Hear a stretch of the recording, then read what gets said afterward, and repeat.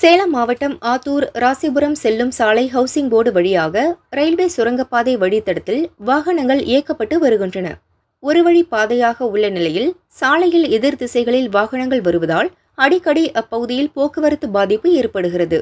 ஆத்தூரிலிருந்து தம்மம்பட்டி செல்லும் town bus railway சுரங்கப்பாதை அருகில் செல்ஃப் எடுக்காமல் நடு ரோட்டில் நின்றது. இதனால் அவ்வழித்தடத்தில் கடும் போக்குவரத்து நெரிசல் ஏற்பட்டது. வாகன ஓட்டிகள் மிகுந்த சிரமத்திற்கு ஆளாகினர். பொதுமக்கள் பஸ்ஸை தள்ளிவிட்டு உதவியதால் பஸ் ஸ்டார்ட் ஆனது. 1 மணி நேரம் போக்குவரத்து பாதித்தது.